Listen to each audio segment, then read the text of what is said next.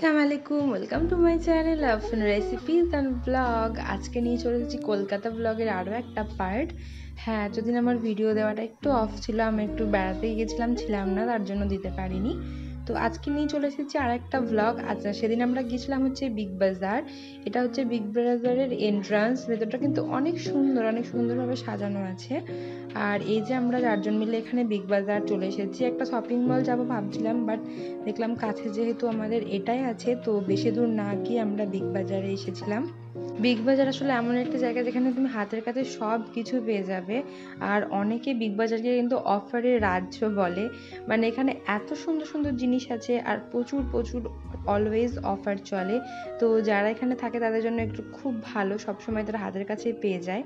But আমরা তো এত কিছু নিয়ে যেয়ে ট্রাভেল করতে পারবো না, তার জন্য আমরা কিছু কিছু জিনিস যেগুলো আমাদের এখানে অতটা হয়তো অফারের মধ্যে পাওয়া যায় না বা অ্যাভেলেবেল নেই, সেগুলো খুঁজছিলাম। আর এই যে এটা হচ্ছে দোতলা থেকে নেওয়া একটা ভিডিও, যেখান থেকে পুরো নিচের তলাটা সুন্দরভাবে দেখা যাচ্ছিল। আর আমরা যেহেতু ওপরে যাব আর মারা নিচেই আছে, আমাদেরকে খুঁজে পাবে না, তার জন্য আমরা ওপর থেকে মাদেরকে ডাকছিলাম কি আমরা একটু ওপরে যাচ্ছি। আর এই যে এখানে একটা দাদা বসেছিল, তো সে আমি ভিডিও করব বলে তো দাদাটা সাইড দিয়ে আমাকে ভিডিও করতে দেয়। তারপরে এই যে ওপরে চলে আসি আর দেখছো কত কিউট কিউট অ্যাক্সেসরিজগুলো। আসলে চোখটা প্রথমে এইদিকেই পড়েছিল, আর দূর থেকে দেখতে এগুলোকে যতটা সুন্দর লাগছিল, কাছ থেকে কিন্তু সত্যি কথা বলতে অতটা সুন্দর নয়।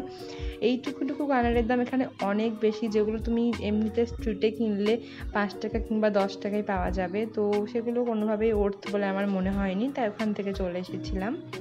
তারপরে সামনে এগিয়ে যাই, তো আরও অনেক সুন্দর সুন্দর জিনিস দেখছিলাম, বাট এখানে বোনকে আমি খুঁজে পাচ্ছিলাম না। তো ভাবলাম যে কোথায় আছে আগে দেখি, কারণ ওর কাছে সেদিন ফোন ছিল না। তারপরে ওকে আমি খুঁজে পেয়ে যাই, আর তারপরে চলে আসি এই সেকশনটায়, যে সেকশনটা আমার ভীষণ প্রিয়, যেখানে কুকওয়্যারের সেট থাকে।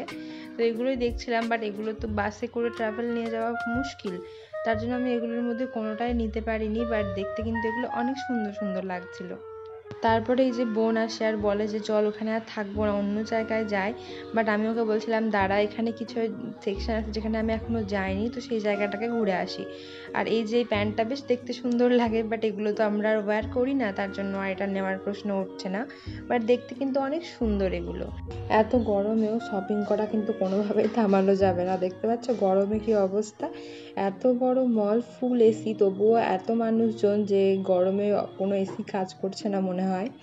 তারপরে আমরা চলে আসি পাশের একটা ফুড কোর্টে, আর টু বি অনেস্ট এখানে কোনো কিছুই খাওয়া হয়নি, শুধুমাত্র বসেই হয়েছে। যেহেতু তারপরে আমাদেরকে আরেকটা জায়গায় যেতে হতো, তার জন্য তাড়াতাড়ি এখান থেকে বেরিয়ে যায়। আর এই যে কিছু স্পেশালি ফটো ক্লিক করার জন্য আমি এসেছিলাম, আর বোনও এসেছিল তার জন্যই। আর কারা কারা এখানকার ফুড কোর্টে ফুড ট্রাই করেছো অবশ্যই কিন্তু কমেন্টে জানাবে। আর নেক্সট টাইম তাহলে আমি অবশ্যই ট্রাই করব।